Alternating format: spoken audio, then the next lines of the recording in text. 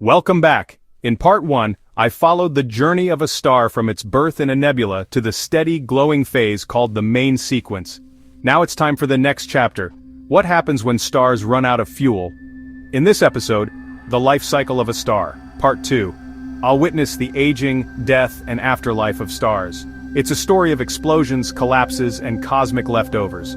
As a star like our Sun uses up the last of its hydrogen fuel, fusion slows down and gravity starts to win the battle. The core contracts and heats up, while the outer layers expand and cool. The result? The star balloons into a red giant, a massive, cooler star that glows with a reddish hue. Our own Sun will become a red giant in about 5 billion years, growing large enough to swallow Mercury, and maybe even Earth. In the red giant's core, helium fusion kicks in, creating heavier elements like carbon and oxygen. But this phase doesn't last long. Eventually, fusion ends altogether.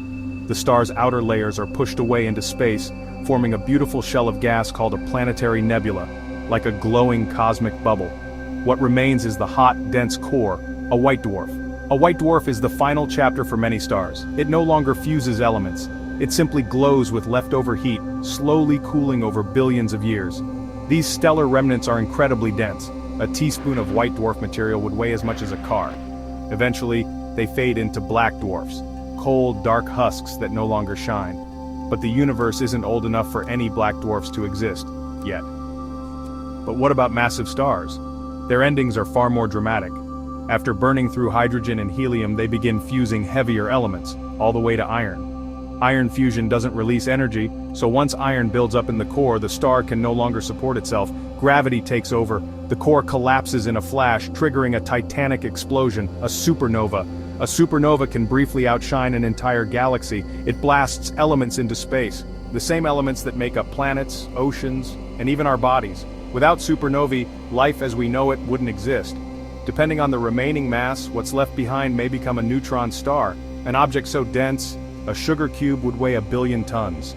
Or if the star was truly massive, the core collapses into a black hole, a region of space where gravity is so strong, not even light can escape. So from glowing giants to silent ghosts, every star lives a life shaped by its mass. Their deaths seed the universe with new elements, paving the way for new stars, new planets, and perhaps new life. The life cycle of a star is more than an explosion. It's a renewal. Thanks for joining me on this cosmic journey. Like, subscribe, and stay tuned for more science stories that explore the universe, one mystery at a time.